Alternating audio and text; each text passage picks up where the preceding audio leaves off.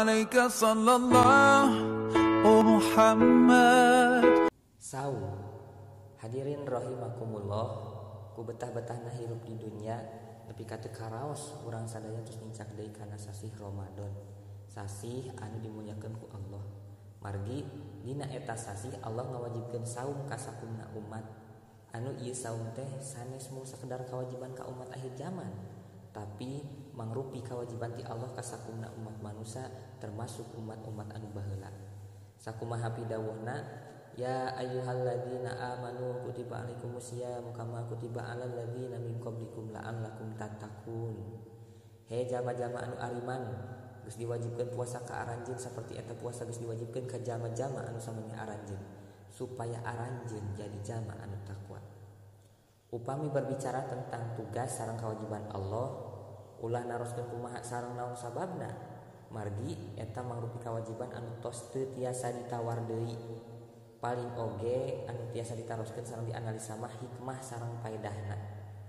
Ari hikmah sareng manfaatna saum aya 3. Ari manfaat anu kahiji nyaeta ruhiyah, manfaat kanggo rohani atawa jiwa anu ngalaksanakeun saumna. Ari manfaat kanggo rohani aya 3. Hiji, ngalatih sareng ngadidik manusia sangkan kagungan sifat sabar dina dirina. Margi sabar teh mangrupi pokok sareng dasar dina ngalaksanakeun tugas sareng kewajiban Allah. 2. Ngajaga sareng nahan hawa nafsu. Rasulullah sallallahu alaihi wasallam ngadawuh, inna syaitona la yajri min ibni adam majrad dami padayyiku majariha bil ju'i.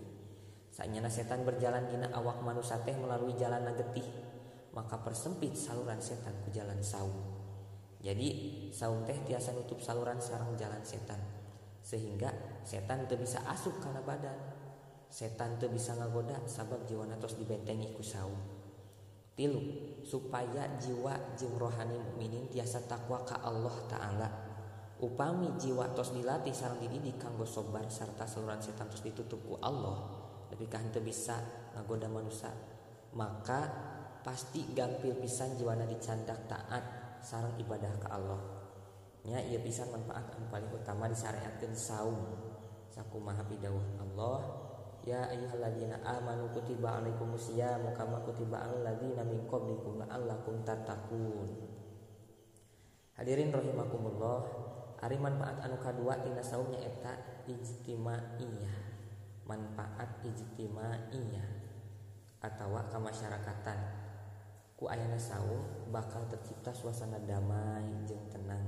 Moal aya perpecahan sareng permusuhan.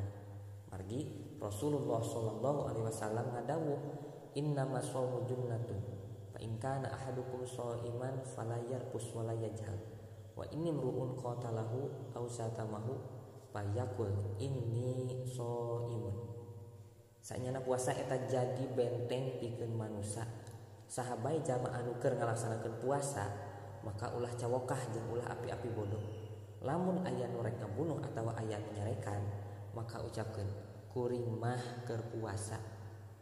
Sareng aya dawuhan Rasulullah sallallahu alaihi wasallam, khamsun yuktirna shaiman al-kidbu wal ghibatu wan namimatu wal yaminul kadzibatu wan nadru bisahwatin.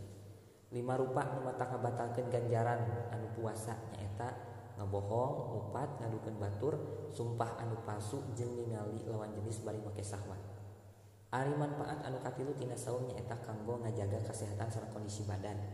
Margi saum teh kanggo ngabersihkeun patuangan sareng memperbaiki metabolisme sareng pencernaan. Oge saum teh tiasa nurunkeun kolesterol sareng lemak. Anu akhirna badan bakal sehat tur kuat. Sakumaha pidawuh Rasulullah sallallahu alaihi wasallam, sumu tasihhu. Pek aranjeun puasa maka badan anjeun bakal sehat. Hadirin rahimakumullah, manfaat saum anu tilu ieu tiasa kahontal. Upami jami anu ngalaksanakeun saumna disarengan ku amanah, disarengan ku manah anu ikhlas tanpa aya maksud sareng tujuan anu sanes salianti ngalaksanakeun tugas sareng kewajiban Allah. Oge saumna menepati kana syarat rukunna, boh syarat sahna atawa syarat qabulna. Mudah-mudahan saum urang dina sasi Ramadan ayeuna sareng Ramadan anu bakal sumping ditampi ku Allah Ta'ala sebagai amal soleh anu jadi kunci pikeun lebet ka surga. Amin ya Allah ya rabbal alamin. Rasulullah Shallallahu Alaihi Wasallam ngadawuh, inna fil jannati baban yuqalu lahur rayyan yadkhulu minhu shaimuna yaumal qiyamah la yadkhulu minhu ahadun ghairuhu. Saatnya di surga aya hiji pantok anu disebut pantok royan. Moal aya jalma anu bisa asup kana eta pantok dina poe kiamah kajaba jalma anu puasa.